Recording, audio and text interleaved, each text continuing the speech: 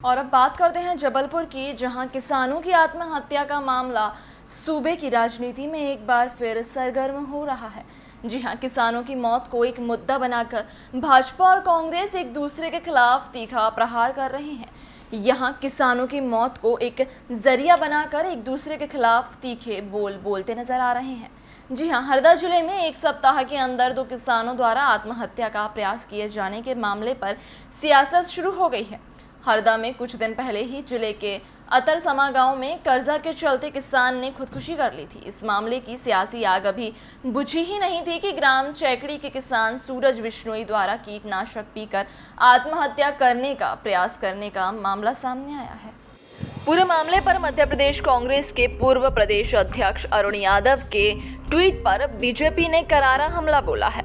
अजय बिश्नोई का कहना है कि अरुण यादव में बचपना ज्यादा है, इसलिए वह मुख्यमंत्री के लिए ऐसे ही बोलते रहते हैं। उन्होंने अरुण यादव को नसीहत दी है कि किसानों की आत्महत्या पर अरुण यादव जी को ट्वीट करने से पहले हकीकत जानना चाहिए थी। वहीं मामले पर बीजेपी के प्रदेश उपाध्यक्ष विनोद गोटिया ने भी चुटकी ली है और उनका कहना है कि कुछ समय पहले ऐसे ही कमलनाथ ने किसान आत्महत्या पर जल्दबाजी में ट्वीट कर दिया था, बाद में फिर माफी मांग रहे थे। ऐसे ही अरुण यादव का ट्वीट भी जल्दबाजी भरा नजर आता है। ऐसे में उनकी बातों से कोई दम नजर नहीं आती है। पहले मौत का कारण सामने आना चाहिए, तब कुछ बोलना चाहिए। देश की पार्लियामेंट ने 3 कानून अभी पास किए बनाए, उसको लेके पूरे देश के अंदर विरोधी राजनीतिक व्यवस्था के लोग किसानों को भड़काने का काम कर रहे हैं और देश के किसानों को सुलगाने का काम कर रहे हैं। ये 3 जो विधेयक है, ये मोटे तौर पर हम सबकी जानकारी में है, फिर भी मैं एक बार उनका कम से कम नाम का उल्लेख कर दूं और आप कहेंगे तो मैं डिटेल भी बता दूंगा। कृषि उपज व्यापार एवं वाणिज्य संवर्धन एवं सरलीकरण विधेयक 2020। दूसरा है कृषक सशक्तिकरण व संरक्षण, कीमत आश्वासन और कृषि सेवा पर करार विधेयक 2020। और तीसरा है आवश्यक वस्तु संशोधन अधिनियम 2020।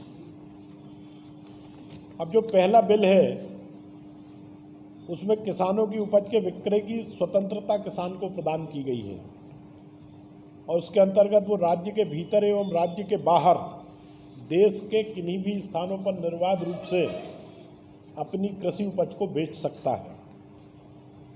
परिवहन लागत एवं कर में कमी लाकर किसानों को उत्पादन की अधिक कीमत दिलाना। इनके पीछे का मोटिव हम सब जानते हैं कि जब भारतीय जनता पार्टी की 2014 में सरकार बनी केंद्र में, तो हमने अपने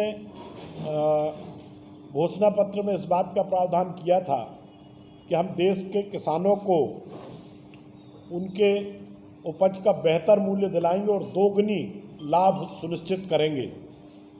अगर आज की तारीख में आप देखेंगे तो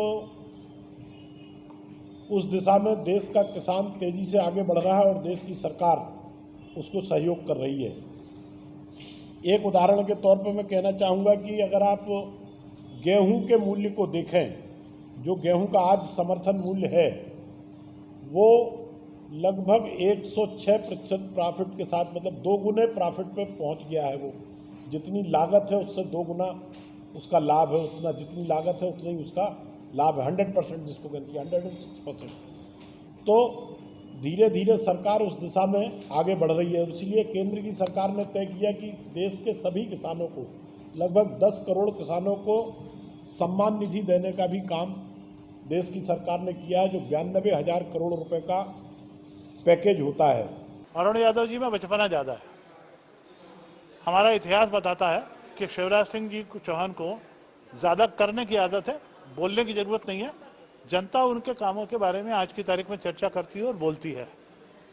रहा सवाल 2 किसानों की आत्महत्या का, वो दोनों जो किसानों की आत्महत्या की चर्चा कांग्रेस या अरुण यादव जी करना चाह रहे हैं, वो अरुण यादव जी के कार्य क्षेत्र, उनके गृह क्षेत्र के बिल्कुल बगल में लगे हुए हैं।